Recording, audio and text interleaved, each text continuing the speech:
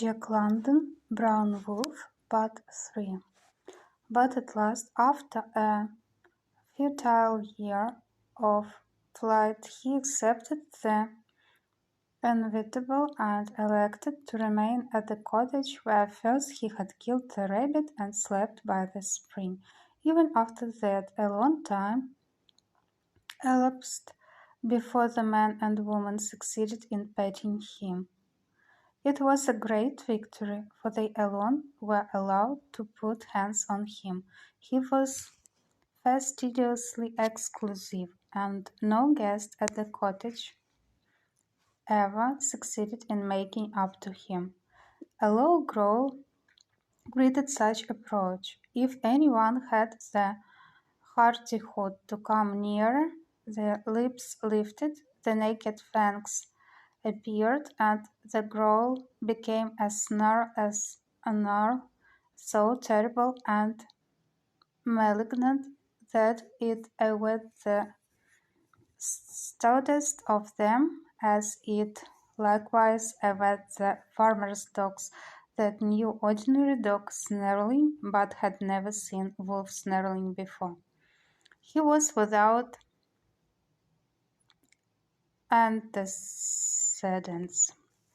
His history began with wealth and Madge. He had come up from the south, but never a clue did they get of the owner from whom he had evidently fled. Mrs. Johnson, their nearest neighbor, and the one who supplied them with milk, proclaimed him a Klondike dog.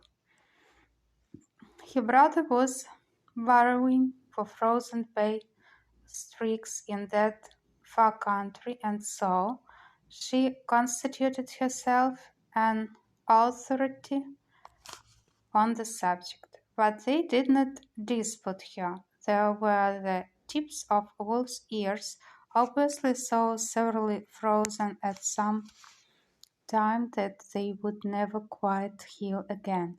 Besides, he looked like the photographs of the Alaskan dogs they saw published in magazines and newspapers. They often speculated over his past and tried to conjure up from what they had read and heard what his Northland life had been. That the Northland still drew him, they knew, for at night they sometimes heard him crying softly, and when the north wind blew and the bite of frost was in the air, a great restlessness would come upon him, and he would lift a mournful lament which they knew to be the lone wolf howl. Yet he never barked. No provocation was great enough to draw from him that canine cry. A long discussion they had during the time of winning him as to whose dog he was. Each claimed him, and each proclaimed loudly an expression of affection made by him. But the man had the better of it at first, chiefly because he was a man. It was patent that Wolf had had no experience with women. He didn't understand women. Madge's skirts were something he never quite accepted. The swish of them was enough to set him abstract with suspicion, and on a windy day she could not approach him at all. On the other hand, it was Madge who fed him. Also, it was she who ruled the kitchen, and it was by her favor and her favor alone that he was permitted to come within that sacred precinct.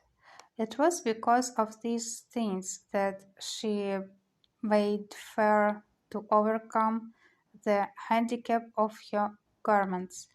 Then it was that Walt put forth special effort, making it a practice to have Wolf lie at his feet while he wrote, and between painting and talking, losing much time from his work. Walt won in the end, and his victory was most probably due to the fact that he was a man, though Madge averred that they would have had another quarter of a mile of Garden Brook and at least two west winds signing through their redwoods. Had Wade properly devoted his energies to song transmutation and left Wolf alone to exercise a natural taste and an unbiased judgment. "It's about time I heard from those trialists," Walt said after a silence of 5 minutes, during which they had swung steadily down the trail. "There'll be a check at the post office, I know, and we'll transmute it into beautiful buckwheat flour, a gallon of maple syrup, and a new pair of overshoes for you, and into a beautiful milk from Mrs. Johnson's beautiful cow," Madge added. "Tomorrow's the first of the month, you know." Waltz scowled unconsciously. Then his face brightened and he clapped his hand to his breast pocket. "Never mind, I have here a nice beautiful new cow, the best milker in California."